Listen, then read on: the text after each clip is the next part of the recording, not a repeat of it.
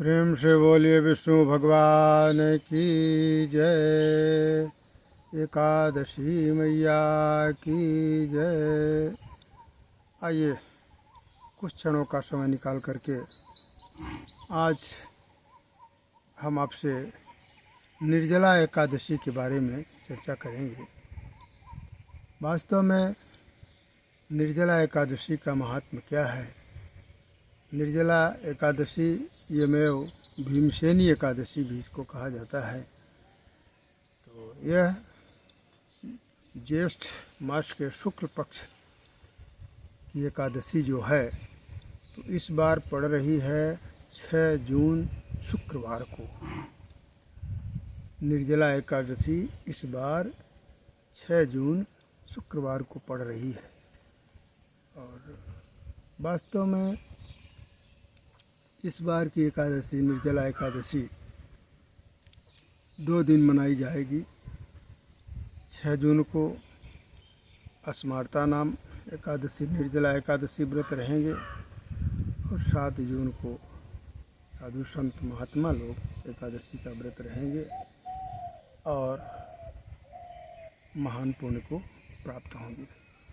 तो इस तरह से निर्जला एकादशी यानी यदि हम आप वर्ष भर में एक एकादशी यदि रह लेते हैं तो हम लोगों को सालों साल 24 अथवा 26 एकादशियों का फल प्राप्त हो जाता है।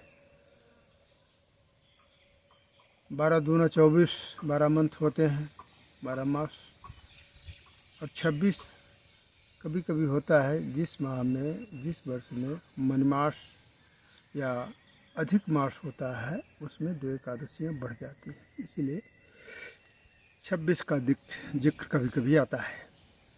तो इस तरह से निर्जला एकादशी व्रत यदि इस प्रकार से रहें हम लोग तो उसमें अन्न तो खैर स्पर्श ही न करना चाहिए, फूल फल इत्यादि भी न ग्रहण करें, यहाँ तक कि जल भी न लें।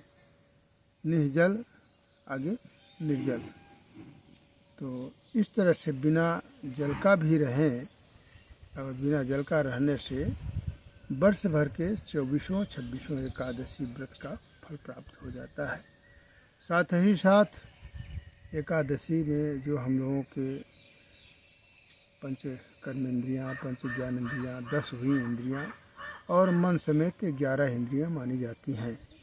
तो इन एकादशी तिथियों में व्रत, उपवास, भगवान का पूजन अर्चन वंदन करने से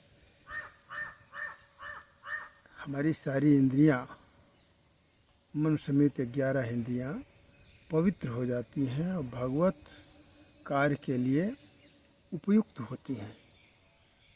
इस तरह से निर्जला एकादशी का महान पर्व जो है तो आपके समक्ष आने वाला है। 6 जून शुक्रवार को है। एक बार श्री कृष्ण भगवान भीमसेन को बोल रहे थे। भीमसेन भोजन करने के बहुत ज़्यादा आदी थे। दिन में कम से कम 4-5 बार तो भोजन चाहिए ही चाहिए। एकादशी व्रत का महत्व की चर्चा कर रहे थे कृष्ण भगवान। तो भीमसेन जी बोले कि प्रभु ये बताइए बिना भोजन वाला मुझको एकादशी का महत्व मत बताइए, हमको तो एक क्षण भी नहीं रह सकते, इतनी भूख लगती है। तो बोले ठीक है भीमसेन, यदि ऐसा है 24 एकादशी 26 एकादशी नहीं रह पाते हो तो सिर्फ वर्ष भर में एक ही एकादशी रहो और तुमको वर्ष भर के पूरे एकादशियों का फल प्राप्त हो जाएगा। ये कृष्ण भगवान का उपदेश भीमसेन को अच्छा लगा। उन्होंने निर्जला एकादशी व्रत प्रारंभ कर दिया। तब से इसको निर्जला एकादशी के नाम से एवं यमेव भीमसेनी एकादशी के नाम से इसको संबोधित किया जाता है। इसी के साथ एकादशी के प्रति ज़्यादा समय न लेते हुए वाणी को विराम।